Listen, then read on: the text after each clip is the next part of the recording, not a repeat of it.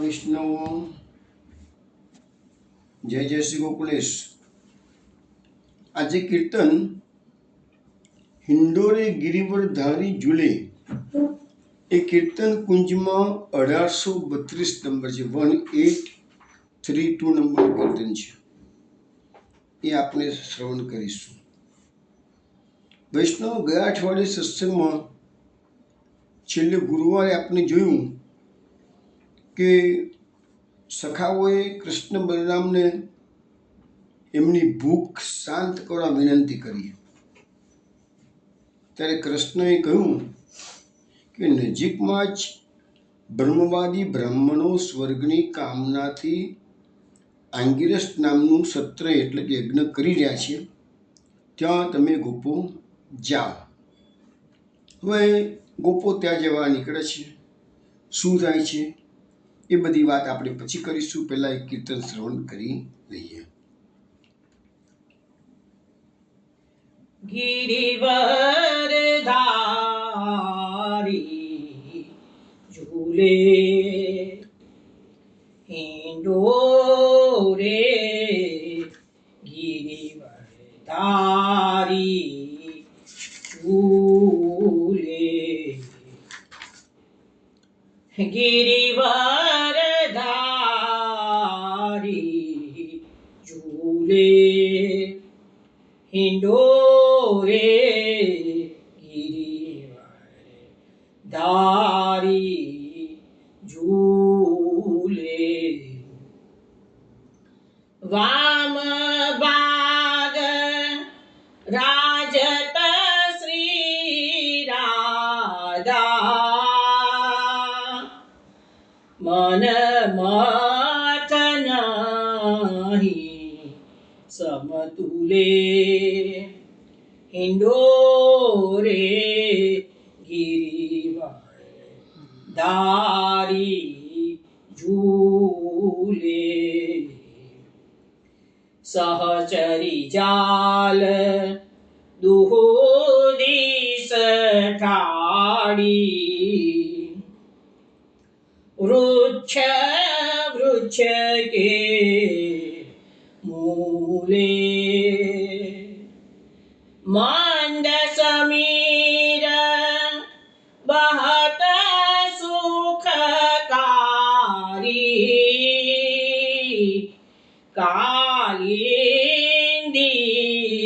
કે કુલે, હિંડોરે ગિરિવર ધારી ઝૂલે, જટા મંદ દેતી વ્રજ સુંદરી, મુસુકી મુસુકી તન ફૂલે,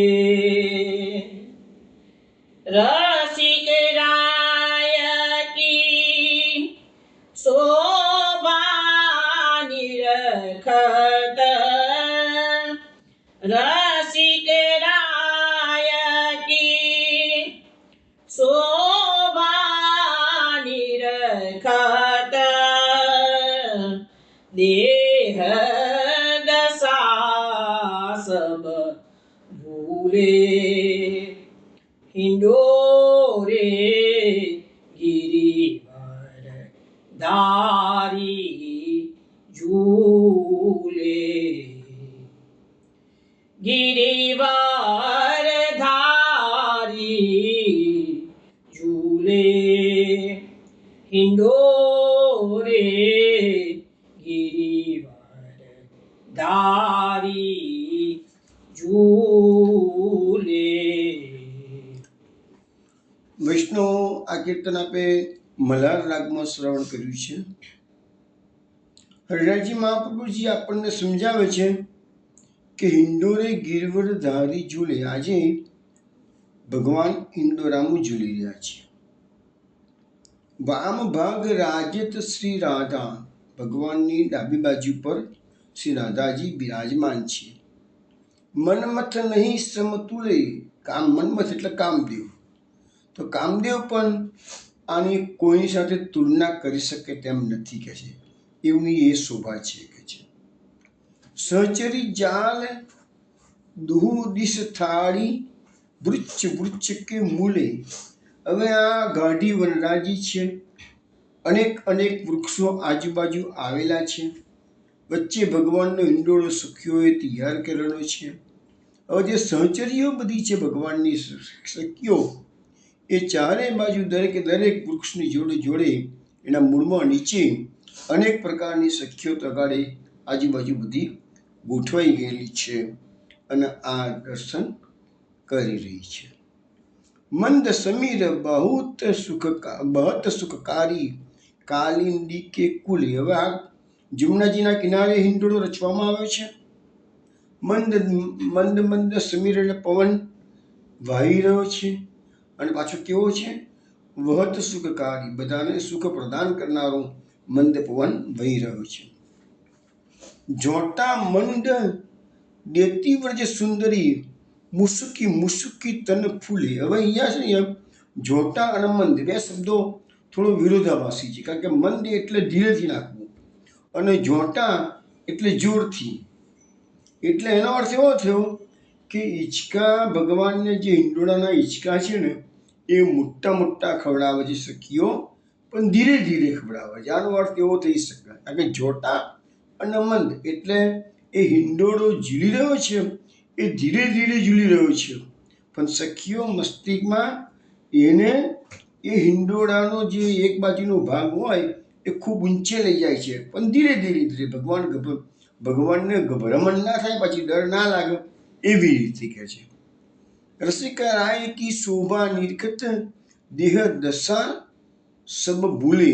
મહાપ્રભુજી કહે છે, હરિરાયજી મહાપ્રભુજી કહે છે કે આ શોભા જોઈને બધા પોતાના શરીરની દશા, દેહની દશા પણ બધા ભૂલી ગયા છે, શરીરનું ભાન ન થયું બધું કહે છે. એવી ભગવાનની લીલાઓ બધી છે.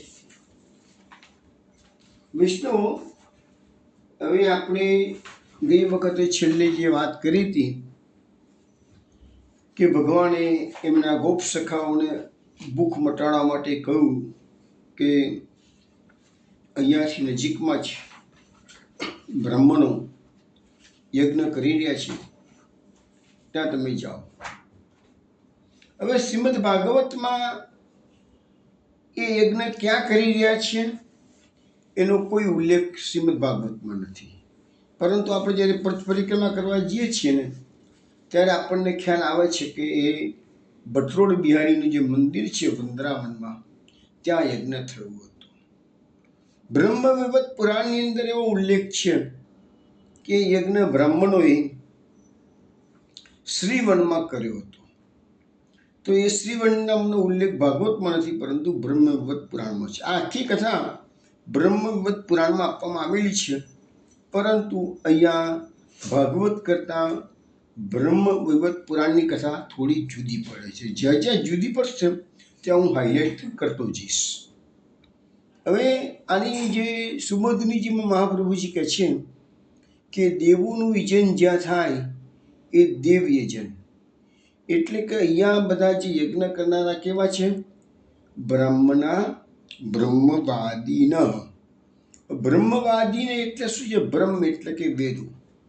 તો વેદોના જે જાણકાર છે એવા બ્રાહ્મણો, વેદપાઠી બ્રાહ્મણો. આપણું સામાન્ય બ્રાહ્મણો નથી કે કર્મકાંડી બ્રાહ્મણો હોય અને થોડું ઘણું અનુભવના આધાર શીખી ગયા એવા બ્રાહ્મણો નથી. આજકાલ તમે જે યજ્ઞ કરનારા બ્રાહ્મણો તમને જોવા મળે છે ને એ બધા એ ટાઈપના આજકાલના બ્રાહ્મણો હોય છે. પણ અહીંયા જે શબ્દ વાપરાયો છે બ્રાહ્મણા બ્રહ્મવાદીન, બીજી વસ્તુ છે. યજ્ઞ કરનારા બ્રાહ્મણો છે, કોઈ ક્ષત્રિયો કે બીજી કોઈ જ્ઞાતિના નથી. કારણ કે દ્વિજ શબ્દ જો પ્રયોગ થતો હોય ને તો દ્વિજ શબ્દ માટે તો ક્ષત્રિય માટે ને વૈશ્ય માટે પણ દ્વિજ વપરાય છે, પણ અહીંયા દ્વિજ શબ્દનો પ્રયોગ નથી કર્યો, અહીંયા બ્રાહ્મણ શબ્દનો વાપર્યો છે. અને આ બધા જે બ્રાહ્મણો બ્રહ્મવાદીને છે, ઉત્તમ પ્રકારના બ્રાહ્મણો છે, એ બ્રાહ્મણો કેવા છે? તો લખે છે કે ઉત્તમ અધિકારી છે. મહાપ્રભુજી લખે છે પવિત્ર બ્રાહ્મણો છે. અને 24 રાત્રિમાં પૂરી થનારો, 24 રાત્રિ ચાલે આ યજ્ઞ, અને એના અંગિરસ નામનું યજ્ઞ કે છે એ સ્વર્ગની પ્રાપ્ત કરવાની ઈચ્છાથી આ બ્રાહ્મણો કરતા હતા. અને સ્વર્ગની પ્રાપ્તિ માટેનું આ જે આંગિરસ સત્ર છે ને, એ આપણા વેદોમાં તમને ખબર હશે કે આપણા જે પ્રાચીન વેદો છે ને, એમાં તો દરેક પ્રકારના પ્રયોગો આપવામાં આવેલા છે, મંત્રો આપવામાં આવેલા છે. અને દેવો છે એ મંત્રોના આધીન છે. પણ આજે શું છે, એવા જાણકાર માણસો બહુ જૂજ રહ્યા છે. હવે એ રહ્યા નથી કે મંત્રોનો સ્પષ્ટ ઉચ્ચાર કરનારા પણ નથી રહ્યા. હવે મંત્રોના જાણકાર પણ નથી અને ઉચ્ચાર કરનારા પણ નથી રહ્યા. જે છે એ બહુ જૂજ છે કે છે. તો હવે એ કહે છે કે અહીંયા આ જે સ્વર્ગ પ્રાપ્ત કરવાની ઈચ્છા કરે છે, તો મહાપ્રભુજી કહે છે આ સ્વર્ગ છે ને, એ તો ભગવાનના આનંદનો એક અંશ માત્ર છે. આપણે જેવું સ્વર્ગની સુખ નહીં, સ્વર્ગનું સુખ ભોગવે છે એમ આપણે બોલીએ છીએ ને, પણ એ સ્વર્ગનું સુખ જેને આપણે કહીએ છીએ ને, એ તો મહાપ્રભુજી કહે છે તુચ્છ વસ્તુ છે કે છે. ભગવાનનો જે આનંદ છે, આપણે પ્રભુ કેવા છે, આપણા પૂર્ણ પુરુષોત્તમ શ્રી કૃષ્ણ પ્રભુ કેવા છે, તો પૂર્ણ આનંદ છે. મહાપ્રભુજીએ કૃષ્ણાશ્રય ગ્રંથમાં પણ આપણને સમજાવ્યું છે, પ્રાકૃતા સકલા દેવા ગણિતાનંદકમ બ્રુવત પૂર્ણાનંદો હરિ તસ્માત કૃષ્ણેવ ગતિર્મમ. તો જે પૂર્ણાનંદ હરિ છે, એનો એક અંશ માત્ર, આનંદનો અંશ માત્ર એ સ્વર્ગ છે. પણ એવા તુચ્છ સ્વર્ગની ઈચ્છા આ બ્રહ્મનો કરી રહ્યા છે.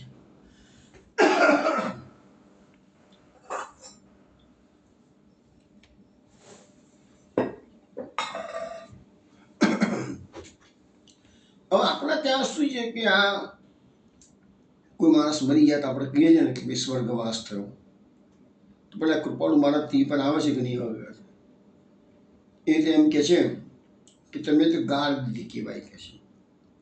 સ્વર્ગનું સુખ તો તુચ્છ છે ને કોઈ સ્વર્ગવાસ થયો એમ કહીએ તો તમે એને ખોટી ગતિ અપાવી દો છો કે છે. જોકે આપણા બોલવાથી કંઈ કોઈ સ્વર્ગમાં જતું નથી, કે કોઈ નરકમાં જતું નથી, કે કોઈ ગોલોકધામમાં જતું નથી. એ તો જેના જે કર્મો ને એની ભક્તિ એના પર બધો આધાર છે. આ સ્વર્ગની વાત આપણે શ્રીમદ ભાગવતમાં 9મા સ્કંદની અંદર એક આખ્યાન આવે છે. આપણે જે વૈવસ્વત મન્વંતરમાં જીવી રહ્યા છીએ, એ વૈવસ્વત મનુના એક પુત્રનું નામ છે નભગ, અને નભગના પુત્રનું નામ છે નાભાગ. એ જ નાભાગના પુત્રનું નામ છે અંબરીશ, જેને 11નું આખું આટલું બધું મહત્વ આપણને સમજાવવામાં જ આવ્યું છે. દુર્વાસા મુનિવાળો પ્રસંગ જે બન્યો છે, એ અંબરીશના પિતા, એનું નામ છે નાભાગ, અને નાભાગના પિતાનું નામ છે નભગ. હવે એ નાભાગ છે ને ગુરુકુળમાં ભણવા ગયા, અને ઘણા વર્ષો સુધી પોતાના ઘરે આવ્યા જ નહીં. એટલે એના ભાઈઓએ માની લીધું કે અમારો ભાઈ તો ગુરુકુળમાં ગયો છે એટલે પાછો નહીં આવે, અને હવે એ કાયમ માટે તગાડે રહી જશે. ઘણા વખત પછી પાછો ના આવ્યો. એટલે એ બધા ભાઈઓએ શું કર્યું, ભાગ પાડી દીધો. બાપાની જે પ્રોપર્ટી હતી એના ભાગ પાડી દીધા, અને નાભાગનો ભાગ રાખ્યો જ નહીં. હવે ઘણા વર્ષો પછી નાભાગ જ્યારે આવ્યો, ભાઈઓને મળ્યો, એટલે ભાઈઓએ કીધું ભાઈ અમે તો તું નથી આવવાનો એવું માની અને બધી પ્રોપર્ટીના ભાગ પાડી દીધા છે, એટલે હવે તો તારો ભાગ અમે નહીં આપીએ, પણ એક કામ કર ને કે જેમ આ તારા ભાગમાં અમે પિતાને આપી દઈએ છીએ, બાપા છે ને એ તું લઈ જાય, એ રાખે છે, બાકીના બધું પ્રોપર્ટી એ જોઈ જો. એ જમાનામાં પણ લોકો બધા આવા હતા. આપણે આજે કડીકાળની વાતો આપણે કરીએ, કડીકાળ આવો છે તેવો છે, પણ સમય એ વખતે પણ થોડું ઘણું એવું હતું. હવે એને તો નાભાગ તો વેદો ભણીને આવેલો, શાસ્ત્રોમાં પારંગત હતો, અને શાસ્ત્રો સાચા અર્થમાં એને પચેલા હતા. જેને શાસ્ત્રો સાચા અર્થમાં પચેલા હોય એ ક્યારેક કોઈ ઝઘડા ન કરી શકે. એટલે એને કીધું સારું, ભગવદ ઈચ્છા વિવેકસ્તુ હરિ સર્વ નિજેચ્છાત કરી સુધી મહાભુજીનો સિદ્ધાંત છે. એટલે એને કીધું કે સારું, મારા બાપા મને ભાગ આપે તો કશો વાંધો નહીં. બાપા પણ જાણી ગયા ભાઈઓ ચીટિંગ કરે છે, આ છોકરાને કશું આપતા નથી કે છે. બાપા પણ કશું બોલ્યા નહીં. પણ બાપાએ ફાધરે શું કર્યું, નાભાગને કીધું કે બેટા અહીંથી થોડેક દૂર આંગિરસ ગોત્રના બ્રાહ્મણો સ્વદેહે સ્વર્ગમાં જવા માટે યજ્ઞ કરી રહ્યા છે. અને એ લોકો હવે 24 દિવસનો આ યજ્ઞ છે, બરાબર છે, મેં સમજાવ્યું થોડી વાર પહેલાં. એ લોકો દર 6થા દિવસે એક જે સૂક્ત છે વૈશ્વદેવ સંબંધી સૂક્ત, એ ભૂલ કરી રહ્યા છે. એમને ખબર નથી પડતી એટલે એ આખો યજ્ઞ રિપીટ કરે છે. ભૂલ કરે છે અને ભૂલના કારણે એમનો યજ્ઞ પૂર્ણ થતો નથી. એટલે એ લોકો રિપીટ કર્યા કરે છે, દર 6થા દિવસે ભૂલ કર્યા કરે છે. એટલે એને કીધું કે બેટા તું ત્યાં જા અને એ લોકોને એ 2 સૂક્તો એ લોકોને સારી રીતે સંભળાવ. તું તો આટલું બધું પારંગત થઈને આવ્યું શાસ્ત્રોમાં, વેદોમાં, તને તો બધી ખબર છે કે છે. તો 6થા દિવસના 2 વૈશ્વદેવ સંબંધી સૂક્તમાં જે ભૂલ કરી રહ્યા છે એ તું એને સુધારી આપ, તો એ લોકો સ્વદેહ સ્વર્ગમાં જશે તો તને ઘણી બધી પ્રોપર્ટી મળી જશે કે છે, તારો પ્રોબ્લેમ સોલ્વ થઈ જશે કે છે. એટલે નાભાગજી પિતાએ કહ્યું કે એ પ્રોબ્લેમ દિશામાં ગયો અને ત્યાં આગળ જઈને પેલા બ્રાહ્મણો જોતો તો એ જોઈ થોડી વાત છે, પિતાજીની વાત સાચી નીકળી. 6થા દિવસે એ લોકોની ભૂલ કરી એટલે તરત જ એને કીધું નહીં, તમે આ સૂક્ત છે ને આ રીતે બોલાય, આ રીતે ન બોલાય કે છે. એટલે બ્રાહ્મણોએ તરત જ એ રીતે સૂક્ત બોલ્યા અને એ રીતે જેવો સૂક્ત બોલ્યા એટલે યજ્ઞ પરિપૂર્ણ થયો અને 24 દાડાનો યજ્ઞ પૂરો થયો. એટલે બધા બ્રાહ્મણો સ્વદેહે સ્વર્ગમાં ગયા.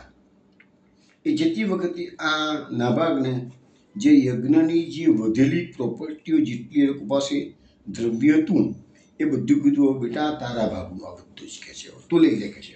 એટલે એને ઘણી સારી રકમ એ વખતે મળી. પછી આગળની કથા થોડી જુદી છે, અત્યારે આપણે વાત નથી કરતા. મૂળ વાત એટલી આવે છે કે આપણી આ ભારત ભૂમિમાં એવા ઋષિમુનિઓ હતા, એવા યજ્ઞ અધિકારીઓ હતા કે લોકો મર્યા પછી નહીં પરંતુ આ દેહ સાથે પણ સ્વર્ગમાં જઈ શકે. હવે આનો ઉલ્લેખ શ્રીમદ ભગવદ્ ગીતામાં પણ છે.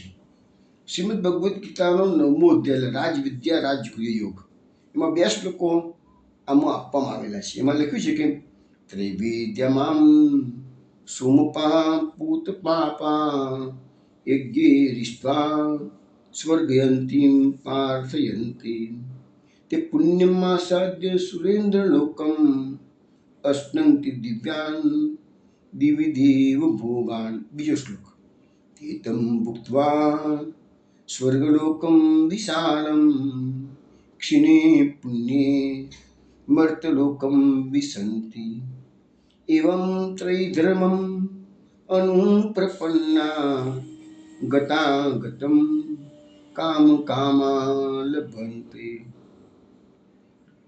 આ 9મા અધ્યાયની અંદર આ જે થિયરી આપવામાં આવી છે સ્વર્ગમાં જવાની, એ સમજાવું છું ગુજરાતીમાં. કે એમાં એવું લખ્યું છે કે 3 વેદોમાં વિધાન કરાયેલા સકામ કર્મોને કરનારા કેટલાક મનુષ્યો મને યજ્ઞો દ્વારા પૂજીને સ્વર્ગની પ્રાપ્તિ ઈચ્છે છે અને એ માણસો આમાં યજ્ઞો દ્વારા અથવા તો પોતાના પુણ્યના ફળ સ્વરૂપે સ્વર્ગલોકને પામીને સ્વર્ગમાં દિવ્ય એવા દેવતાઓના ભોગોને ભોગવે છે. આ લોકો તગાડી અહીંયાથી જો યજ્ઞ આગાદી કર્મ કર્યા હોય અથવા તો અનેક પ્રકારના પુણ્ય કર્મો કર્યા હોય તો સ્વર્ગમાં જઈ અને દેવતાઓના જે દિવ્ય ભોગો છે એ ભોગવવા મળે છે. પરંતુ એમાં મુશ્કેલી ક્યાં છે, બીજા શ્લોક બતાવે છે. તેઓ તે વિશાળ સ્વર્ગલોકને ભોગવીને પુણ્ય ક્ષીણ થતા મૃત્યુલોક પાછા. એટલે એ લોકોને શું છે, ભોગો ભોગવવા તો મળે છે હજારો વર્ષો સુધી. આ મનુષ્યનું જીવન તો આપણું 80, 90 કે 100નું છે, પણ એ લોકો તો સ્વર્ગમાં ગયેલો જે માનવી છે એને ત્યાં હજારો બહુ લાંબા સમય સુધી સ્વર્ગના ભોગો ભોગવવા મળે છે. પણ કેવો લાંબો સમય, જ્યાં સુધી પુણ્યનું બેલેન્સ ભેગું થયેલું છે ત્યાં સુધી જ. અને એ અવધિ દરેકની અલગ અલગ હોય છે. પણ વિશાળ સ્વર્ગલોકને ભોગવી પણ જેવું પુણ્ય ક્ષીણ થયું મૃત્યુલોકમાં પાછા આવવું પડે છે. અને લખ્યું છે કે ત્રણેય વેદોમાં કહેલા સ્વર્ગની પ્રાપ્તિના સાધનભૂત સકામ કર્મોનો આશ્રય લેનારા અને ભોગોને ઈચ્છતા માણસો વારંવાર ગમન આગમનને પામે છે. એટલે એવા લોકો શું કરે છે? પુણ્ય કર્મો કર્યા, પુણ્યની બેલેન્સ કર્યું, સ્વર્ગમાં ગયા, બેલેન્સ ખતમ કર્યું, પાછા પૃથ્વી પર આવ્યા, પાછા પૃથ્વી પર આવી, પાછા સારા કર્મો કર્યા, પાછા પુણ્યનું બેલેન્સ કર્યું, પાછા ત્યાં ગયા. આ તો પેલાના જેવું થયું કે માણસ કમાવા નીકળી જાય અને પછી ખર્ચી નાખે, પાછો ફેરથી કમાવા જાય, પાછો ફેરથી ખર્ચી નાખે. એના જેવી આ વસ્તુ થયું. એટલે અહીંયા લખ્યું છે ને કે ગતાગતમ કામ કામા લભંતે, ગતાગતમ જવું આવું ચાલ્યા જ કરે. અને પુણ્ય પ્રભાવે સ્વર્ગમાં જવાનું, પુણ્ય ક્ષીણ થતાં મૃત્યુલોકમાં ચાવવાનું. આ ચાલ્યા જ કરે છે આ પ્રક્રિયા. એટલે સ્વર્ગમાં જવાની વાત જે થતી હોય છે એ કોઈ સારી વસ્તુ નથી. હવે અહીંયા આપણને સમજાવવામાં આવે છે કે જે અન્ન માટે આ ગોપ સખાઓ ત્યાં ગયા છે, તો અન્નના સ્વામી બ્રાહ્મણો તો ભગવાનથી બહિર્મુખ છે, કારણ કે એને તો વેદોમાં રસ છે. અને અન્ન આપનારી બ્રાહ્મણ ભક્તિઓ છે એ ભક્ત છે કે છે. એ પ્રમાણે અન્નના પણ અહીંયા બે ભેદ મહાપ્રભુજી આપણને બતાવેલા છે. હવે પછી શું કે છે ભગવાન ગોપોને શું કે છે એ સાંભળીએ કે છે. તત્ર ગૌતોદરમ ગોપામ યાચેસ્તાસ્મ વિસર્જિતામ કીર્તયંતો ભગવત આર્યસ્ય મમ ચાભિતામ. ભગવાન ગોપોને કહે છે કે તમે ભગવાન આર્ય બલરામ અને મારા નામના યશોગાન કરતા ત્યાં જાઓ અને ચોખાની યાચના કરો, હું તમને મોકલું છું. ચોખા એટલે કે ભોજન. અહીંયા શબ્દ વાપરે છે ઓદનમ. ઓદનમનો અર્થ થાય છે ચોખા. પણ ચોખા એટલે કે ભોજન. ભગવાન ગોપોને કહે છે તમે બ્રાહ્મણો પાસે જઈ અને ભોજનની યાચના કરો. હવે જો ભગવાન યાચના કરવાનું શું કહે? ભગવાન સર્વસમર્થ છે, ભગવાન ધારે કરી શકે છે, છતાં તમે ભગવાનની લીલાઓનો તો વિચાર તો કરો. કેવી લીલાઓ કરી રહ્યા છે. અને સખાઓ પણ પાછા કેવા છે એ બી જાણે છે. આ કૃષ્ણ એ કોઈ સામાન્ય ગોળીઓ થોડો છે, બધાને ખબર પડી ગયેલી છે. આ કોઈ સામાન્ય નથી કે છે. છતાંય એને આજ્ઞાને ફોલો કરે છે. કેમ? કરીશે વચનમ તવ. સખા હોય તો અર્જુન પણ શું કહે છે ગીતાની અંદર? કરીશે વચનમ તવ. તો અર્જુન કઈ દલીલબાજી ભલે કરી છે, પણ જ્ઞાન પ્રાપ્ત કરવા માટે કરી છે. બાકી ભગવાનને વચનને ઉતારવાની હિંમત તો અર્જુનમાં પણ નથી કરી. તો આ તો ગોવાળિયા છે. તો ગોવાળિયા પછી ભગવાનનું વચન કીધું થાય. કરીશે વચનમ તમે. ભગવાન હવે પણ ભગવાન એને મોકલે છે માગણી કરવા માટે, પણ સાથે કન્ડિશન મૂકી છે. શું છે? તમે મારું અને બલરામજીનું નામ દેજો. ભગવાનને ખબર છે હવે કળિયુગ આવી રહ્યો છે, એટલે ભગવાન પોતાના નામનો મહિમા વધારવા માંગે છે. એટલે તો આપણા ભાગવતમાં લખેલું છે કલૌ કેશવ કીર્તનાથ. અહીંયા બી કીર્તન શબ્દનો જ પ્રયોગ કર્યો છે. નામ દેવાનું કીધું છે. તો શું છે? કીર્તયંતો ભગવત આર્યસ્ય મમ ચાભિધામ. એટલે મારું અને આર્ય એટલે કે બલરામજીનું તમે કીર્તન એટલે કે યશોગાન કરજો. એટલે કે નજીકમાં પધાર્યા છે, મારું નામ દેજો, મારે યશોગાન કરજો કે છે. જો ભગવાન પોતાના સખાઓને પોતાના જ વખાણ કરવાનું કહે છે. બોલો, હવે આપણને શીખવાડવા માટે કળિયુગમાં આવી રહ્યો છે તો કે ભાઈ તમે મારું નામ દેજો તો તમારા બધા કાર્યો સારી રીતે પાર પડી. હવે પેલા બ્રાહ્મણો પાસે જાય ને પેલા ગોવાળિયાઓ, તો બ્રાહ્મણો ઉભા ના રાખે એ લોકોને. પણ ભગવાનનું નામ દે કે કૃષ્ણ બલરામે મોકલ્યા છે, તો કદાચ વાત શબ્દો કે સાંભળી તો નથી જો કે વાત, પણ કદાચ સાંભળે એમ. પણ છતાંય અહીંયા ભગવાન પોતાના નામનો પ્રભાવ વધારવા માટે કહે છે મારું નામ દેજો. આજે આપણે સામાન્ય સમાજમાં પણ જોઈએ છીએ ને, તો તમારે કોઈ સરકારી ઓફિસમાં કામ કરવા જવું હોય તો તમે કોઈ મોટા માણસને રેફરન્સ લઈને જાઓ ના કે ફલાણા સંસદ સભ્ય મને મોકલ્યો છે કે ફલાણા ધારાસભ્ય મને મોકલ્યો છે, એનું નામ લો તો સાહેબ નામથી કામ થાય છે. તો અમે અનુભવ કરેલો, અમે પોતે પણ અનુભવ કરીએ છીએ. તો બધું પહેલાં અમે ધંધો કરતાના આવો અનુભવ કરતા હતા. અમે અમુક નામો અમુક સંબંધો રાખ્યા હતા એવા, કે નામ બોલવું પડે એ લોકોનું સરકારી ઓફિસમાં જઈને. તો આજે કળિયુગની અંદર કે સામાન્ય જનસમાજમાં પણ મોટા માણસના નામથી કામ થતું હોય તો આ તો કૃષ્ણનું નામ છે. કૃષ્ણનું નામ તો સર્વોપરી છે. તો એનું નામ લે તો પછી બ્રહ્મનું છતાંય બ્રહ્મનું નથી માને. એનું કારણ બધા આગળ આપણને આપશે જ કે કેમ બ્રહ્મનું એ કૃષ્ણ નામનું પણ મહત્વ મને નથી ખબર. એ કેમ છે આગળ આપણે જાણીશું. એટલે અહીંયા કીધું છે કે નામનો મહિમા કેટલો બધો છે. નામ સંકીર્તનમ યસ્ય સર્વપાપ પ્રણાશનમ. ભગવાનનું નામ લેવાથી બધા પાપોનું પ્રશમન થઈ જાય, શાંત થઈ જાય, દૂર થઈ જાય છે. ગોવિંદ દામોદર માધવ સ્તોત્રમાં પણ નામનો મહિમા બતાવે છે. જીવે સદૈવમ ભજ સુંદરાણી નામાની કૃષ્ણસ્ય મનોહરાણી સમસ્ત ભક્તાર્તિ વિનાશનાની ગોવિંદ દામોદર માધવેતી. તો એમાં પણ કહેવામાં આવેલું છે કે બધા ભક્તોના બધા જ દુઃખોનો નાશ કરે એવું મધુર ભગવાનનું નામ એ મારી જીભ તું સદૈવ લીધી રહે છે. ભગવાને પોતે જ નામનો મહિમા પ્રકટ કરવા માટે ગોવાળિયાઓને કીધું છે, જાઓ બ્રાહ્મણો જઈ અને મારું નામ દેજો કે છે. નામનો મહિમા વધારવામાં આવેલો છે. અને તમે મારી આજ્ઞાથી જાઓ છો એટલે તમને માગણી કરવામાં દોષ લાગશે નહીં. બાકી યુઝ્યુઅલી સામાન્ય રીતે શું કહેવાય છે કે બ્રહ્મનું તો આપણે બ્રહ્મણને આપવાનું હોય. બ્રહ્મણ પાસેથી આપણે લેવાય નહીં કોઈ દાડો. સામાન્ય રીતે બ્રહ્મણને દાન દક્ષિણા આપણે આપતા હોઈએ છીએ, આપણે લેતા ના હોઈએ બધું. પણ અહીંયા ભગવાનને નામ છે ને માટે એ દોષ લાગતો નથી. હવે આગળના શ્લોકમાં ઇત્યાદિષ્ટા ભગવતા ગત્વા આયાચંત તે તથા કૃતાંજલિ પુટા વિપ્રાન દંડવત પતિતા ભુવિ. હવે ભગવાને આજ્ઞા કરી એટલે બધા ગોવાળિયાઓ બ્રાહ્મણો જે યજ્ઞ કરતા હતા પહોંચી ગયા છે, હાથ જોડ્યા છે, ભૂમિ પર માથું ટેકવ્યું છે, દંડવત પ્રણામ કરે છે અને બ્રાહ્મણોની પાસે યાચના કરી. શું યાચના કરી છે પછીના શ્લોકમાં કહે છે, પણ યાચના કરેલી છે. હવે અહીંયા ભગવાને મોકલ્યા હતા એટલે એમને યાચના તો કરી છે.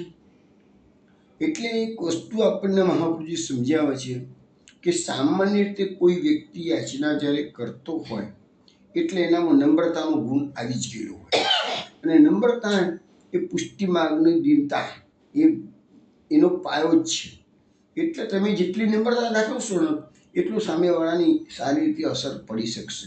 પણ કડકાઈથી કોઈ વસ્તુ માગવા જાઓ તો પેલો માણસ તમારે આપવાનો તમારું લાયકાત હોય તો પણ ના પાડે નહીં. એટલે આપણે તો કીર્તન શીખે છે, હું યાચક શ્રી વલ્લભ તિયારો જાચને તુમકો આયો. મહાપ્રભુજી પાસે પણ વૈષ્ણવોએ યાચના જ કરવાની છે.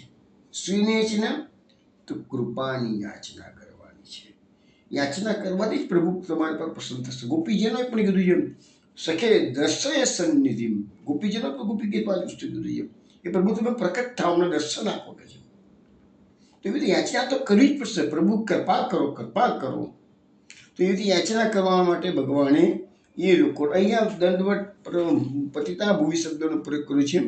એટલે બે હાથ જોડી ભૂમિ પર જઈ અને ભગવાને જ્યારે પેલા ભ્રમર ગીતના પ્રસંગમાં પણ આ જ આવે છે કે પેલા ભમરો અને ગોપીજનો જોડે જાય છે તો ગોપીજનો કહે છે ને, અરે તને મને ખબર છે કે છે તું બહુ અનુ નહીં વિનય કરવામાં બહુ હોશિયાર થઈ ગયો છે, તારા સ્વામીએ તને બરાબરનો બનાવીને મોકલ્યો છે. તો અહીંયા ભગવાન પણ સખાઓને બનાવીને મોકલે છે.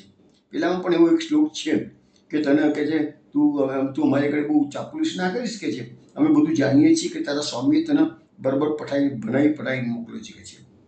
તો એવી રીતે જ્યારે કોઈ કામ કરવા માટે જેવું હોય તો માણસને એનો સ્વામી જે હોય એ સેવકને થોડું સમજાવી પટાવીને મોકલે કે આ રીતે તો વાત કરશે ને તારું કામ થઈ જશે કે છે.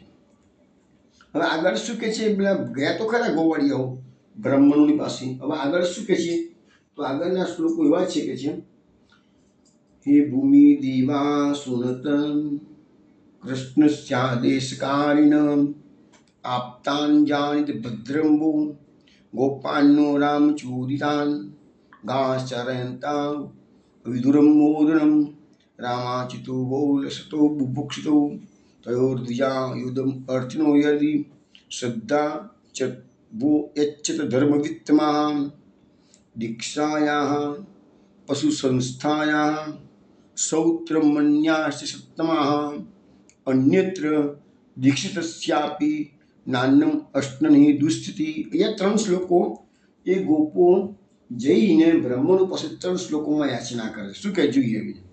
હે ભૂમિ દેવો, સાંભળો, તમારું કલ્યાણ થાવ.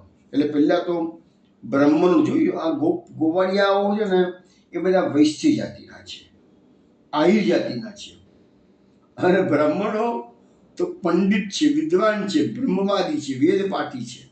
અને એને પહેલાં તો આશીર્વાદ આપે છે. કામ આ કર્યું હોય તો આશીર્વાદ આપે છે, તમારું કલ્યાણ થાવ. અને પછી કહે છે કે શ્રી કૃષ્ણના આજ્ઞાનુવર્તી અમે ગોપો છીએ. બલરામજી અને ભગવાને તમારી સાથ પાસે અમને મોકલ્યા છે અને અમે યથાર્થ કિનારે સાચું કહીએ છીએ. અમને એ લોકો જ મોકલ્યા છે, અમે જાતે નથી આવ્યા. રામ અને કૃષ્ણ નજીકમાં જ ગાયો ચરાવતા આવ્યા છે.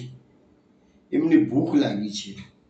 ભૂખ તો ગોવાળિયાને પણ લાગી છે, એટલે કે જેમને ભૂખ લાગી છે માટે તમારી પાસે ચોખાની છે. અહીંયા બી ઓદનમ શબ્દ વાપર્યો છે ને. ઓદનમ એટલે કે ચોખા.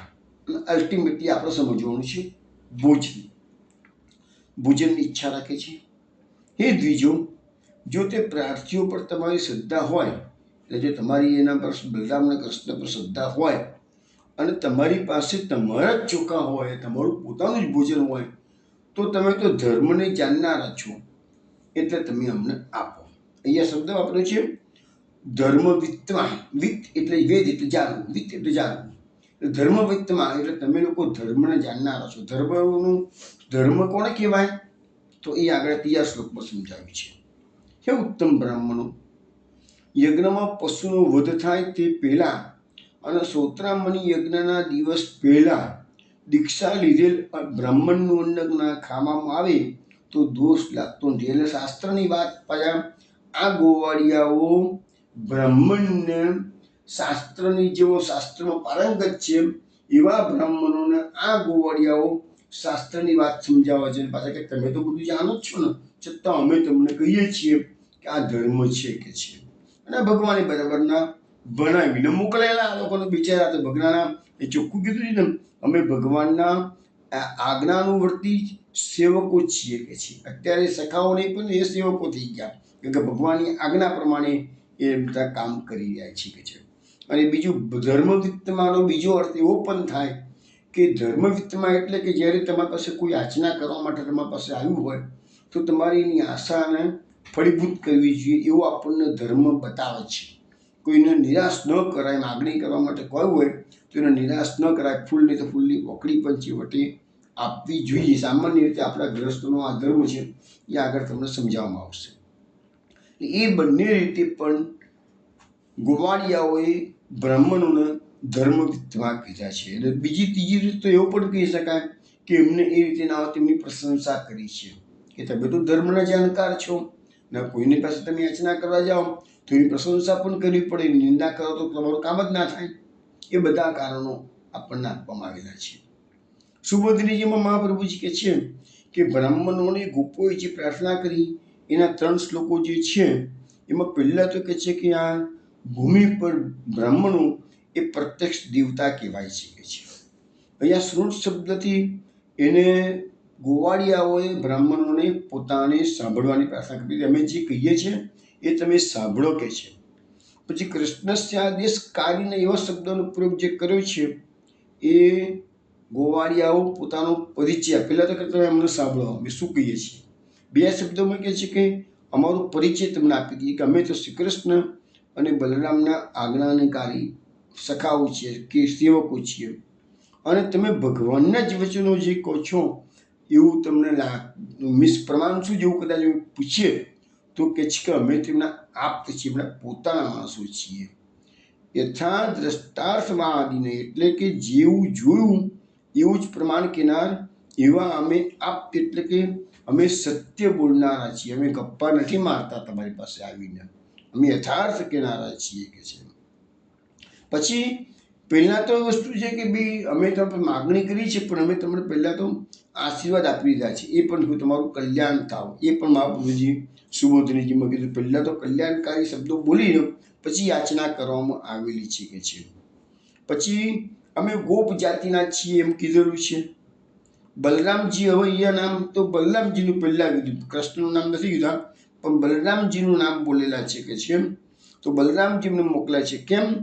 તો મહાપુરુષ સમજાવે છે, ભગવાન સદાનંદ પોતાના ભક્તોની બીજા પાસે યાચના કરવા મોકલતા નથી. ભગવાન શું કરે યાચના કરે? ભગવાન તો જગતનો માલિક છે, એ શું કરે યાચના કરવા મોકલે?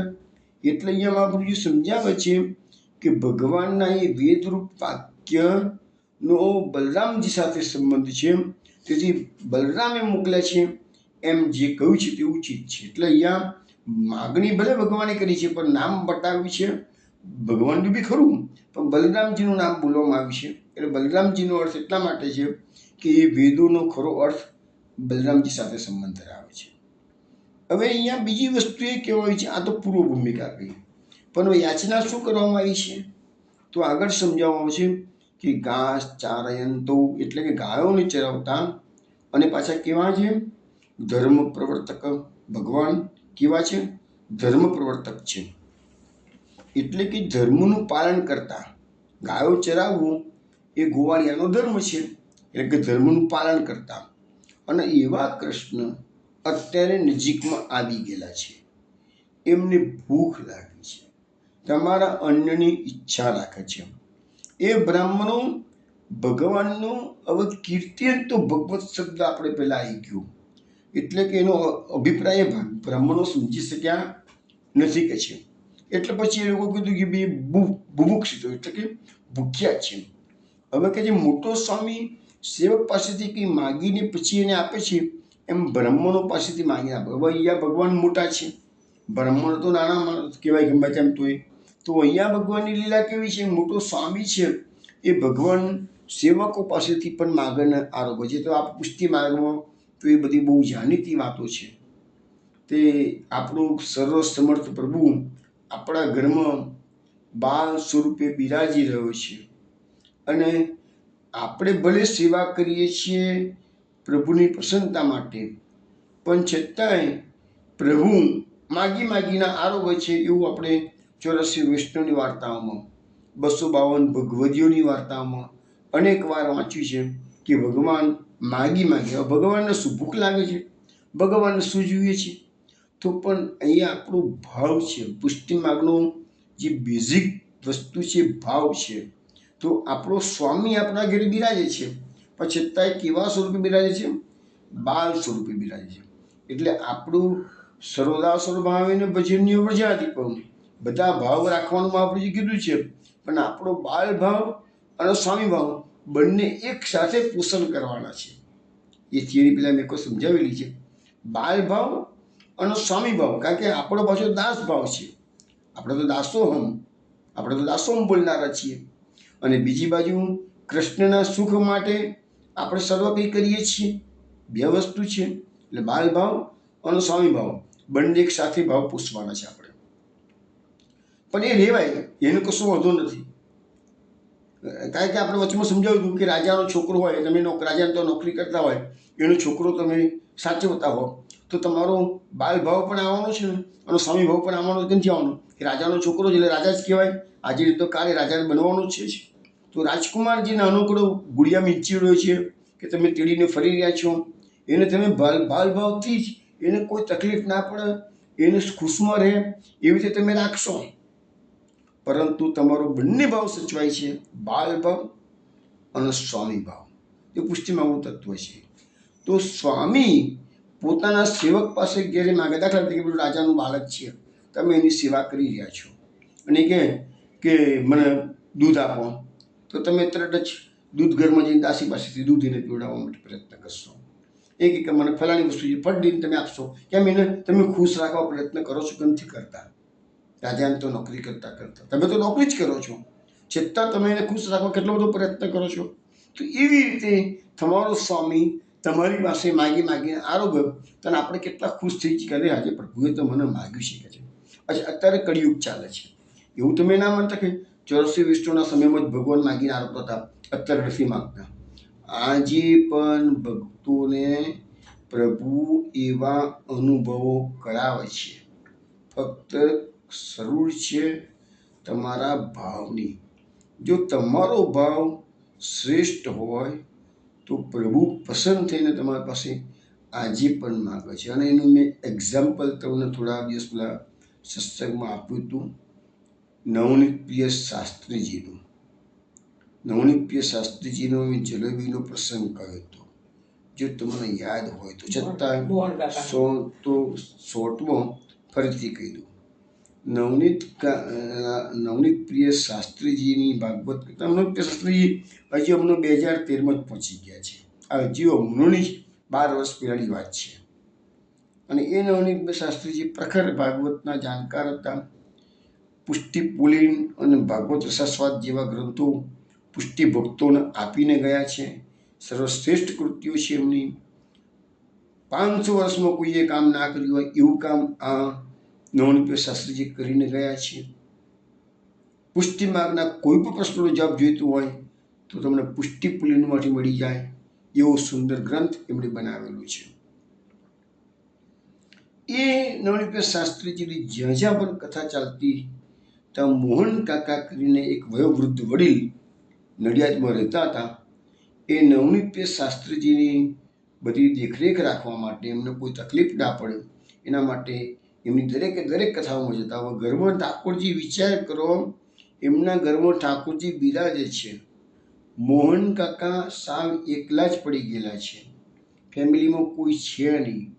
છતાંય ઠાકોરજી કોઈક વૈષ્ણવના ઘેર પધરાવી અને પછી જ એ કથામાં જાય. કથા બહારગામ હોય, 15 દાડા રહેવાનું હોય કે 10 દાડા રહેવાનું હોય, ઠાકોરજી કોઈના ઘેર પધરાવીને જાય. અને પેલા શાસ્ત્રીજી એમને એક પ્રકારના આજ્ઞા થઈ હતી. એ બધી વાત અત્યારે નથી કરતો કોને આજ્ઞા કરી સુધી, પણ એમની આજ્ઞા થઈ હતી કે તમે ભગવાનની સેવા બાજુ પર મૂકીને પણ આ શાસ્ત્રીજીનું ધ્યાન રાખો બરાબર. તો એમને એ આજ્ઞાનું પાલન કરવાનું હતું, એટલે એમને ઠાકોરજી બીજાના ઘેર પધરાયા. હવે એક વખત એવું બન્યું કે બહારગામ કથા હતી, શાસ્ત્રીજી સાંજનો સમય હતો, શાસ્ત્રીજી સ્ટેશન પર પહોંચી ગયા, ટ્રેનમાં ગોઠવાઈ ગયા. હજુ મોહન કાકા આવ્યા નથી. તે સીટો રિઝર્વ હતી બંનેની, એટલે એ તો કોઈ સવાલ હતો નહીં. હવે ટ્રેન ઉપડવાનો સમય થઈ ગયો અને પેલી જે વિસલ વાગે છે એ પણ સિગ્નલ પણ અપાઈ ગયું હતું. ટ્રેનના ડબ્બા, ટ્રેન હલવાની ચાલુ થઈ ગઈ. શાસ્ત્રીજી ઊંચા જતા છે, આ મોહન કાકા તો ખરા છે, હજુ આવ્યા નહીં. અને ત્યાં તો વયોવૃદ્ધ મોહન કાકા દોડતા હાંફતા સામાન ઊંચો કરી અને ડબ્બામાં એન્ટ્રી લીધી. અને તગાડે મોડ 1 મિનિટ જો મોડા પહોંચ્યા હોત મોહન કાકા, ટ્રેન ચૂકી જાત. શાસ્ત્રીજી અકળાયા. મોહન કાકા વયોવૃદ્ધ છે, એ તો શાસ્ત્રીજીની સેવા કરવા જાય છે. તો મોહન કાકાને કહે છે, અરે કાકા તમે તો જુઓ તો ખરા, આવી રીતે આટલું મોડું કરાય કોઈ દાડો? કહે છે થોડા વહેલા આવવામાં શું વાંધો હતો? 1 મિનિટ મોડા પડ્યા હોત આ ટ્રેન ઉપડી ગઈ હોત. શરૂ તો થઈ જ ગઈ ઉપડવાની. અને હોપતા કાકા આવ્યા હતા અંદર. મોહન કાકાએ કીધું, ભાઈ થોડી શાંતિ રાખ, તને પછી કહું, મને શ્વાસ તો હેઠો મૂકવા દે. ભાઈ થોડી વાર મોહન કાકાનો થોડો શ્વાસ હેઠો મૂક્યો, થોડી શાંતિ વળી, એટલે પછી એમને શાસ્ત્રીજીને ક્લેરિફિકેશન આપ્યું અને કહ્યું કે ભાઈ વાત એવી છે કે દર વર્ષે તમારા જન્મદિવસે, એટલે એને છે નવનીત શાસ્ત્રીજીને ભાઈજી કહેતા, તો ભાઈજીના જન્મદિવસે હું મારા ઠાકોરજીને જલેબી આરોગાવું છું કે છે. અને આ વર્ષે શું છે કે આપણે જે કથા કરવા તમે જાઓ છો ને એ દરમિયાન વચ્ચે તમારો જન્મદિવસ આવવાનો છે. અને મેં તો ઠાકોરજીને બીજા વૈષ્ણવના ઘેર પધરાવવાનું નક્કી કરી દીધેલું હતું. એટલે આજે રાત્રે ઠાકોરજીએ સપનામાં આવીને મને કહ્યું, એટલે મોહન કાકાને, અરે તું તો જોઉં છું શાસ્ત્રીજી જોડે કથા મૂકે છે, તું તો મને પધરાવું છું પેલા વૈષ્ણવના ઘરમાં કે છે, પણ આ ભાઈજીનો જન્મદિવસ તો આવવાનો છે 4 દાડા પછી કે છે, તો મને જલેબી કોણ, દર વર્ષે તું મને જલેબી આરોગાવું છું, આ વખતે મને જલેબી કોણ આરોગાવી શકે છે? અને પછી એ વૈષ્ણવ મંડળીમાં એ જલેબી તમે લોકો દર વર્ષે બાંટો છો, તો વૈષ્ણવ મંડળીમાં જલેબી કોણ બાંટવા જઈ શકે છે? મોહન કાકાની આંખ ખુલી ગઈ. અરે, પ્રભુએ માગીને જલેબી આરોગવાની માગણી કરી મારી પાસે કહે છે. કેટલું મોટું ભાગ્ય મોહન કાકાનું. પ્રભુ આ કળિયુગમાં સામેથી પ્રભુ સપડામાં આવીને માગે, ભલે પ્રત્યક્ષ નથી માગતા, પણ સપડામાં આવીને માગે એ પણ બહુ મોટું ભાગ્ય છે. એમને માગે, કેટલો ભાવ ઉત્તમ હશે, તારે ભગવાન માગતા હશે ને. અને તરત જ મોહન કાકા સવારે વહેલા ઉઠી ગયા. જલેબી તૈયારી કરી, કેવી રીતે કરીએ તો મને એ ખબર નથી પડતી, પણ એક જ દાડામાં જલેબી તૈયાર કરી ઠાકોરજીને જોપીજી પધરાયા. જલેબીનો ભગવાન એ દિવસે બી ઠાકોરજીને જલેબી અંગીકાર કરી, એટલી બધી જલેબી બનાવી, એ દાડે પણ અંગીકાર કરાવી અને મોટો ડબ્બો ભરી અને જલેબી જે વૈષ્ણવના ઘેરે પધરાવાના હતા ઠાકોરજી, એ વૈષ્ણવને જઈને ભલામણ કરી કે ભાઈ આ જલેબી આ ફલાણા દિવસે ભાઈજીનો જન્મદિવસ છે, મારા ઠાકોરજીને આરોગ આવજો અને પછી પ્રસાદી જલેબી તમે સાંજે એ તો ગાડી ગૌ મંડળી ચાલતી તો ગાડી કરીએ, સોરી આપણે ગૌ આશ્રમમાં મંડળી ચાલતી ત્યાં લોકોની ભગવત મંડળી. તો ત્યાં જઈ અને બધા વૈષ્ણવને આ જલેબી બાંટજો. ઠાકોરજી બે આજ્ઞા કરેલી, મને આરોગ આવો અને વૈષ્ણવને બાંટવાની કે છે. તો આ કળિયુગમાં પણ ભગવાન માગીને આરોગ આવે. એવું નહીં માનવાનું કે સ્વામી છે એ સેવક પાસે ન માગે, ને એ અનુભવ શાસ્ત્રીજીના પુસ્તકોમાં લખેલો જ છે. તો વૈષ્ણવ એવી રીતે ભગવાને અહીંયા સ્વામી હોવા છતાં પણ આ એકચ્યુઅલી છે ને બ્રાહ્મણો પર કૃપા કરવાની છે, પણ બ્રાહ્મણો એ કૃપાનો અધિકાર થયો નથી, માટે ભગવાનની વાત એ બધા બ્રાહ્મણો સમજી શક્યા નથી કે છે. એટલે એમને પછી આ ધર્મવિત્તમાં શબ્દ વાપર્યો છે. એ ધર્મના જાણકાર છે, શ્રેષ્ઠ ધર્મના જાણનારાઓમાં શ્રેષ્ઠ છે.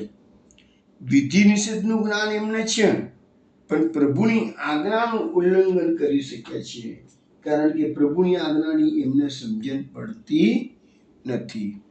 હવે ગોપ બાળકોએ આ પ્રમાણે દલીલો સાથે યાચના કરી, છતાં બ્રાહ્મણોએ અન્ન આપ્યું નહીં. તેનું કારણ એટલે કે ગોપોની વાત એમને સાંભળવા જેવી લાગી નહીં. એ અહીંયા વાત છે કે છે, કારણ કે બાળકો હતા, પેલા મોટી ઉંમરના હતા બ્રાહ્મણો, આ નાના બાળકો હતા, ગોવાળિયા જેવા દેખાતા હતા, એટલે એની વાણીને અસર થઈ નહીં. ભગવાનનું નામ બોલ્યા છે તો પણ અસર નથી થઈ કે છે. અહીંયા મહાપુરુષ સુબોધી જેમ લખે છે, જેમના સંસ્કાર ના થયા હોય તેમની સાથે, સ્ત્રીઓની સાથે, શૂદ્રોની સાથે સંભાષણ કરવું નહીં, એમ વચન છે. પણ એ ગોપ બાળકોએ ભગવાનના નામથી યાચના કરી હતી, તેથી દાન નહીં આપવામાં બ્રાહ્મણનો અપરાધ. અત્યારે હવે અપરાધ કોનો થયો છે? બ્રાહ્મણોનો થયો છે. કેમ થયો છે એ આગળના શ્લોકમાં કહે છે.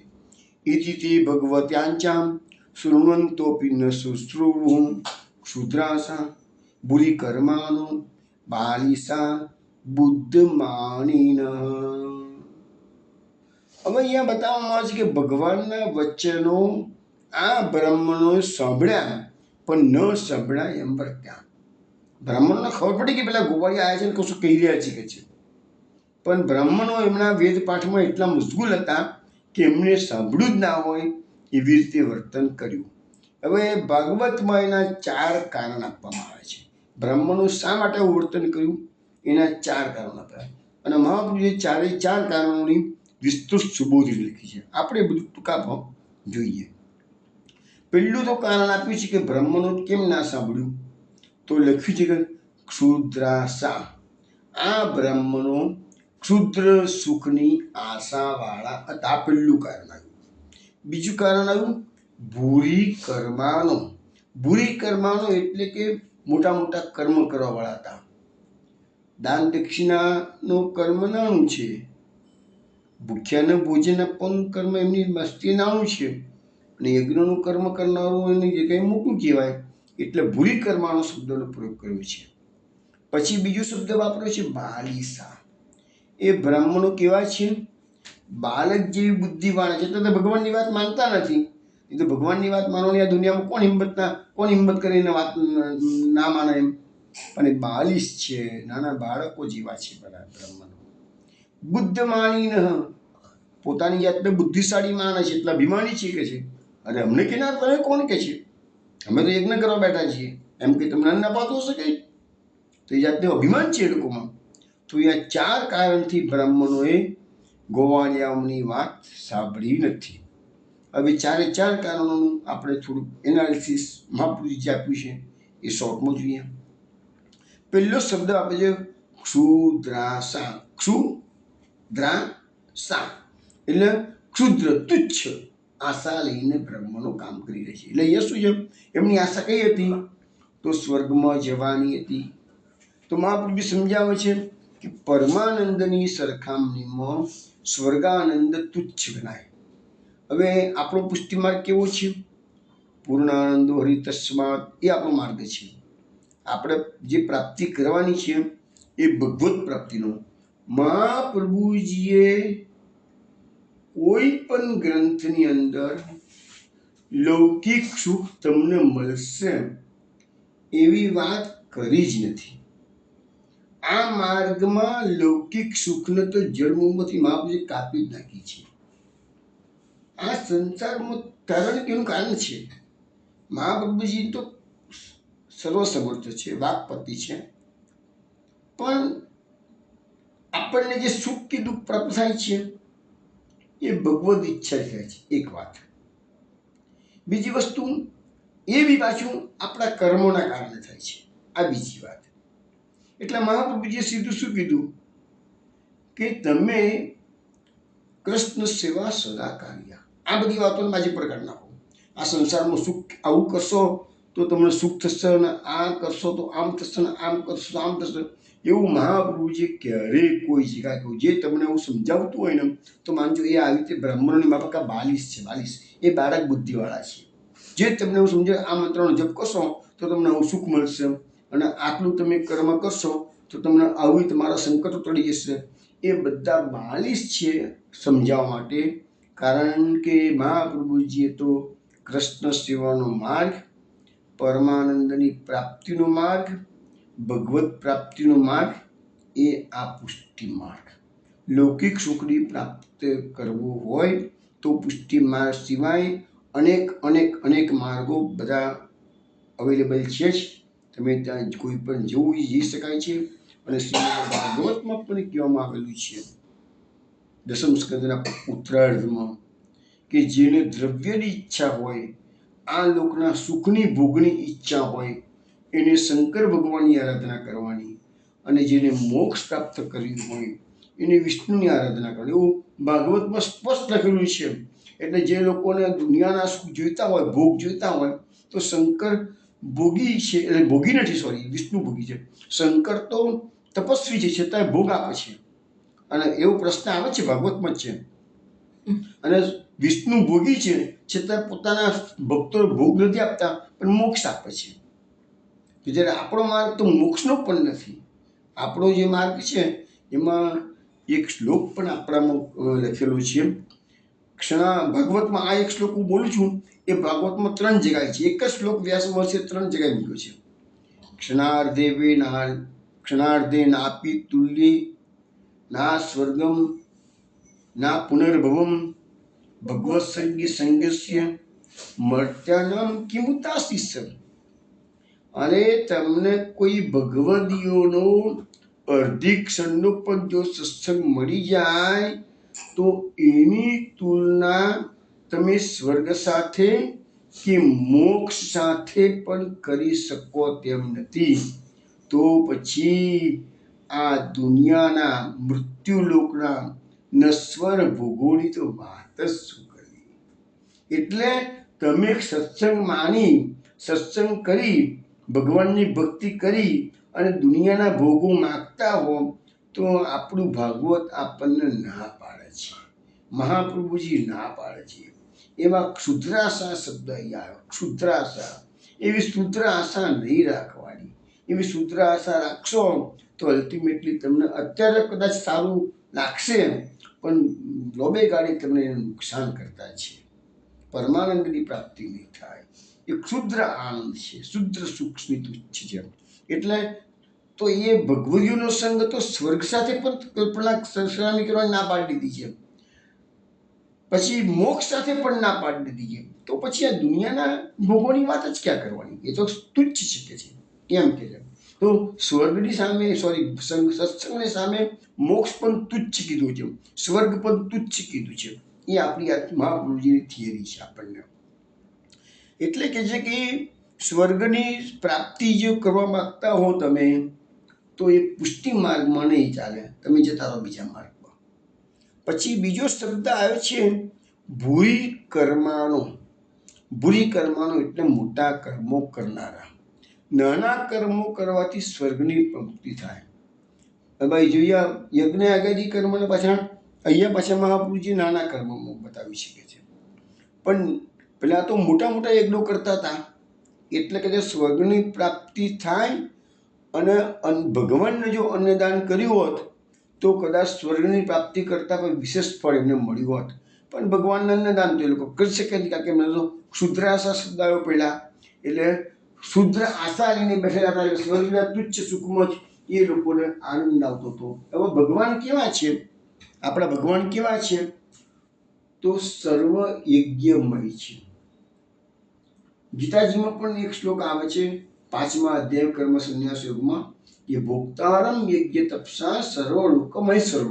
ભગવાન અર્જુનને સમજાવે છે કે ભોક્તારમ યજ્ઞ તપસા, દુનિયામાં જેટલા યજ્ઞ થાય છે અને જેટલા તપ થાય છે એ બધાનો ભોગતા હું છું. યજ્ઞ ભોગતા યજ્ઞ કરતા ચતુર્વર્ગ વિશારદ મહાપ્રભુજી માટે બોલે છે ને. તો ભગવાને પણ યજ્ઞ ભૂખ બાલ કેલી, આપણે એક શ્લોકમાં આવ્યું છે ને, યજ્ઞ ભૂખ બાલ કેલી. ભગવાન બધા યજ્ઞોના ભોગતા છે. એટલે બ્રહ્મનો યજ્ઞ કરી પણ એમની આશા કઈ છે, સ્વર્ગની છે. તો ભલે એ આશા એમની છે, પણ અલ્ટિમેટલી યજ્ઞના ભોગતા તો કૃષ્ણ પોતે છે. પણ એ બ્રાહ્મણોને ખબર નથી, એ જ કૃષ્ણ આવી રહ્યા છે. હવે એ જ કૃષ્ણ તમે જે અન્ન તમે યજ્ઞ માટે તૈયાર કરેલું છે, એ જ અન્ન તમે જો કૃષ્ણને આપી દેશો તો તમારા બધા યજ્ઞો સફળ થઈ ગયા, કારણ કે બધા યજ્ઞનો ભોગતા તો કૃષ્ણ છે. તો એ વસ્તુ પેલા એટલા માટે શબ્દ વાપરે છે ને, બાલીસ એટલે બાળક બુદ્ધિવાળા છે. આવી સાદી વાત છે, એ મહાપુરુષજી આપણને સુબોધિનીમાં સમજાવે છે. પણ એ બ્રાહ્મણો સમજી શક્યા નહીં, એટલે મોટા મોટા કર્મો કરવા ગયા એ લોકો બધા. પણ આ એક કારમાં એવું હતું, એ જ અન્ન ગોવાળિયાઓના માગવાથી ભગવાન આપી દીધું હોત તો એ લોકો સ્વદેહ સ્વર્ગમાં શું, આ દેહ સાથે ભગવાનની કૃપાથી ભગવત ધામો પહોંચી જાય. આજે યજ્ઞમાં સ્વર્ગમાં ગયેલા પાછા આવે છે, જ્યારે ભગવાનના ધામો ગયેલા પાછા આવતા નથી. યદ ગત્વા ન નિવર્તન્તે તદ્ધામ પરમમ. ભગવાને ગીતાજીમાં શ્લોક કહેલું છે, આ બ્રહ્મ ભૂના લોકા પુનરાવર્તિનો અર્જુન મામોપેત્ય તો કોંતે પુનર્જન્મ ન વિદ્યતે. હે અર્જુન, તું ગમે તેટલા શુભ કર્મો કરીશ, પુણ્ય કર્મ કરીશ, યાદ રાખ, તું બ્રહ્મલોક સુધી ગયો છું ને, તો પણ તારે પાછા મૃત્યુલોકમાં આવવું પડશે. પણ જો તું મારી પ્રાપ્તિ કરીશ તો તને આ દુનિયામાં આવવું પડશે નહીં પાછું, કે છે. એટલે જે ક્ષુદ્ર આશા લઈને સ્વર્ગની કામનાથી બ્રહ્મનો યજ્ઞ કરે છે, તો ભગવાને એનો જવાબ આપી દીધો જ છે કે આપણે જે મનુષ્ય લોકમાં જે ભોગો સારામાં સારા ભોગવી શકે, જે દુનિયામાં બહુ જ અબજોપતિ માણસો હોય અને એ ભોગો જે ભોગવો છે એની આપણે તો કલ્પના ન કરી શકીએ, બરાબર છે. એટલે આપણે એની સામે તો સામાન્ય માણસો છીએ. પણ એ ભોગતા એ લોકો જે ભોગ ભોગવે છે એ કંઈ દિવ્ય ભોગો નથી, એ બધા પાર્થિવ ભોગો છે. સ્વર્ગની સામે એ ભોગો તુચ્છ છે. સ્વર્ગના દેવો જે ભોગો ભોગવે છે, સ્વર્ગના દેવો તો દરેકને એક સેપરેટ વિમાન આપેલું હોય છે, અને એ વિમાન લઈ આખા બ્રહ્માંડમાં એ લોકો ધરાવતા ફરી શકે છે. એનો જે મોટા મોટો ઉદ્યોગપતિ નંબર 1 હશે આખા વિશ્વનો, એને કહો તો એને એક પોતાના દેશમાંથી બીજા દેશમાં જવું હોય તો વિસા લેવો પડશે. એ પોતાનું વિમાન લઈને જાતે જઈ નહીં શકે વિસા વગર, એને પણ નહીં જવા મળે, એન્ટ્રી નહીં મળે. તો પછી એ ચંદ્ર પર ને સૂર્ય પર ને કે સ્વર્ગ પર કે બીજા લોકમાં કઈ જઈ શકવાનું છે. એટલે એની એ કેપેસિટી નથી. બીજું એની પાસે જે વિમાન છે એમાં એને ફ્યુલ નાખવું પડે છે. જ્યારે સ્વર્ગના દેવોને જે વિમાન છે એમાં વગર ફ્યુલે ખાલી મનની ઈચ્છાથી આ જગ્યા લઈ જા તો પહોંચી જાય. એ બધું ભાગવતમાં આપણે વાંચેલું છે, મીન્સ એવું આવે છે ભાગવતમાં એના બધા વર્ણન. અને જ્યારે જ્યારે આવશે હું હાઇલાઇટ કરતો જઈશ તમને. તો એ પૃથ્વીના ભોગો કરતાં સ્વર્ગના દેવો ભોગો ઉત્તમ, સ્વર્ગના ભોગો કરતાં બ્રહ્મલોકના ભોગો ઉત્તમ. એના કરતાં વિશેષ સ્વર્ગમાં જે દેવો ગયા છે એ લોકો બ્રહ્મલોકમાં જવાની કામના રાખતા હતા. તો બ્રહ્મલોકમાં તો એનું જ વિશેષ સુખ છે. બ્રહ્મલોકના જે સુખ છે એના કરતાં વૈકુંઠમાં વધારે સુખ છે. બ્રહ્મલોકવાળા વૈકુંઠની કલ્પના નથી કરી શકતા, કારણ વૈકુંઠના જે દેવો ગયા છે એ બધા મર્યાદા માર્ગીય ભક્તો ગયા છે, એ લોકોનું વિશેષ સુખ. અને વૈકુંઠનું જે સુખ છે એના કરતાં ત્યાંનું સુખ છે જે ગોલોકધામનું એનાથી વિશેષ છે. એટલે આ બધું ઉત્તરોત્તર છે. એટલે સ્વર્ગનું સુખને તુચ્છ કહેવામાં આવ્યું છે. અને એટલા માટે શબ્દ આવ્યો છે બાલિશ, એટલે બાળક બુદ્ધિવાળા છે. એટલે એમની આ સ્થૂળ કર્મમાં જ આસક્તિ છે. અને કર્મનો નાશ થવાના દરથી એમને અમારો યજ્ઞનો ભંગ થશે એમ માણીને હતી ન સુની ના સુની કરી અને એમને પેલા બાળકોને અન્ન આપ્યું નહીં. હવે એમને એ ખ્યાલ ના આવ્યો કે પરબ્રહ્મનો અનાદર કરવાથી ઘણો મોટો અપરાધ થશે, કારણ કે બાળક બુદ્ધિ છે, બાલિશ છે. એટલે એમને ખ્યાલ આવ્યો કે અમે આ એક સારું કર્મ તો કરવા ગયા છીએ, પણ સાથે સાથે સારા કર્મના કારણે બહુ મોટું કર્મ ખરાબ થઈ રહ્યું છે. એમને ખ્યાલ ના આવ્યો કે એમણે ભગવાનની આજ્ઞાનો અનાદર કર્યો એટલે મોટો અપરાધ લાગશે. એવી એમને બુદ્ધિ છે નહીં, કારણ કે બાળક છે, બાળક બુદ્ધિવાળા છે. અને છેલ્લું કારણ જે આવ્યું છે, છેલ્લું કારણ આવ્યું છે બુદ્ધ માનીને. એટલે અજ્ઞાન છે એ લોકોમાં, પોતાની જાતને એ લોકોમાં બુદ્ધિશાળી માને છે અને અભિમાની છે બધા. અને એના કારણે આ 4 કારણથી એ બ્રાહ્મણોએ ગોવાળિયાઓની, ગોપોની, સખાઓની વાત સાંભળીની અને સુની ના સુની કરી દીધી છે. હવે બાકીની જે લીલા છે આપણે એ બધી જે આપણને મહાપુરુષે સમજાવ્યું છે એ બધું આપણે હવે કાલે રાત્રે 8 વાગે મળીશું અને આગળ વાત કરીશું. ત્યાં સુધી જય શ્રી ગોકુલેશ, જય શ્રી ગોકુલેશ, જય શ્રી ગોકુલેશ, જય શ્રી ગોકુલેશ,